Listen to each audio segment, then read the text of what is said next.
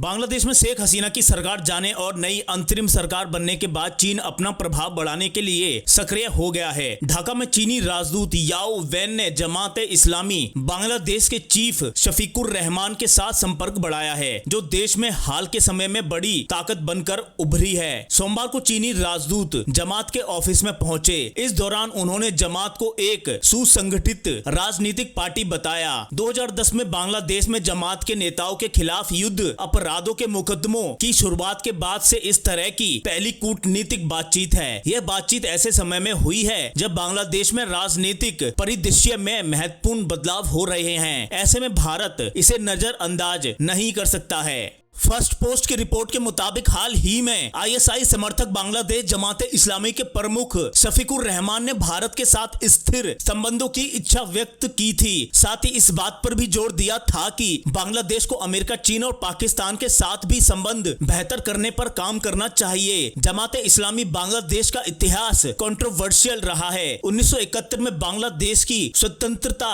का विरोध करते हुए इस संगठन ने पाकिस्तानी सेना के साथ सहयोग किया था। हालांकि तमाम आरोपों के बावजूद बांग्लादेश में जमाते इस्लामी ने अपना एक राजनीतिक प्रभाव बनाए रखा है। बांग्लादेश नेशनलिस्ट पार्टी के साथ उसका गठबंधन प्रभावी रहा है। नई अंतरिम सरकार में भी जमात का अच्छा प्रभाव है। बांग्लादेश में चीन के रणनीतिक हित रहे हैं। ऐसे में अंतरिम सरकार और जमाते इस्लामी जैसे राजनीतिक दलों के साथ वह करीबी बढ़ा रहा है। जमाते इस्लामी से चीन का संपर्क बांग्लादेश में अपने प्रभाव को बनाने और विस्तार करने के प्रयास का संकेत देता है। भारत के लिए यह घटनाक्रम निश्चित रूप से चिंताजनक है। दक्षिण एशियाई राजनीति में बांग्लादेश का महत्व उसे भारत के लिए महत्वपूर्ण क्षेत्र बनाता है। जमाते इस्लामी जैसी पार्टी के साथ संबंधों को मजबूत करने के चीन के प्रयास से भारत के बांग्लादेश के साथ मैत्रीपूर्ण संबंध बनाए रखने की कोशिश को झटका लगता है। जमाते इस्लामी का शरिया कानून की वकालत करना और भारत विरोध का उसका इतिहास और चीन के साथ बढ़ते संबंध नई दिल्ली के लिए चिंता का विषय बनते हैं। हालांकि जमात ने हाल के वर्षों में खुलकर भारत का विरोध नहीं किया है, लेकिन अप्रत्यक्ष